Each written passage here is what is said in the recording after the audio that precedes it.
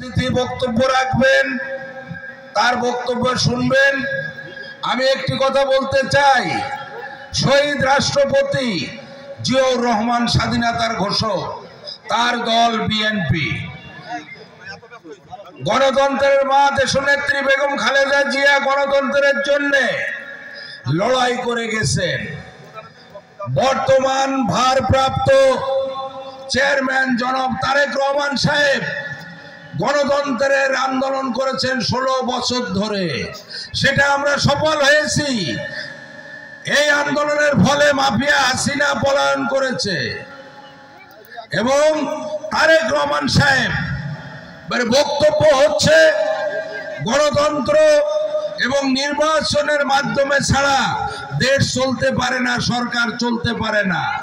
জনাব তারেক রহমান সাহেব দেশের মতো নিজের দলের মধ্যে গণতন্ত্র আনার জন্যে আপ্রাণ চেষ্টা করে যাচ্ছেন।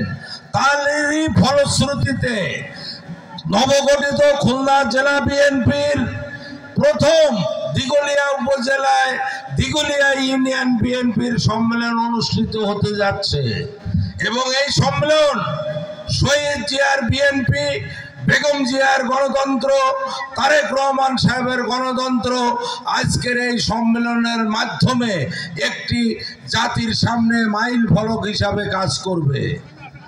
এই জন্যে আমাদের বক্তব্য হচ্ছে, আমাদের দুই নেতা জনাব রাকিবুল ইসলাম বকুল এবং আজিজুল বারী হেলাল। আপনারা জানেন জনাব আজিজুল বারী হেলাল বহুদিন ধরে আপনাদের মাঝে এসেছেন। এই দিগুলে হয়তো উনি গত 8 মাসে এসেছেন 10 বার। রূপসা 13 খাতা দিগুলিয়ার মানুষ তাকে অত্যন্ত ভালোবাসে। তারেক রহমান সাহেব তাকে ধানের শীষ উপহার দেবেন আগামী নির্বাচনে। আমরা সবাই ঐক্যবদ্ধভাবে আমাদের নেতা জনাব আজিজুল বারী হেলালকে জয়যুক্ত করব, এই আশা এবং এই শপথ আজকের সম্মেলনের উদ্দেশ্য হওয়া উচিত। এই বলে আমি আমার বক্তব্য শেষ করছি। আল্লাহ হাফেজ। বাংলাদেশ জিন্দাবাদ। শহীদ জিয়া অমর হোক। বেগম খালেদা জিয়া জিন্দাবাদ। তারেক রহমান সাহেব জিন্দাবাদ। আসসালামু আলাইকুম।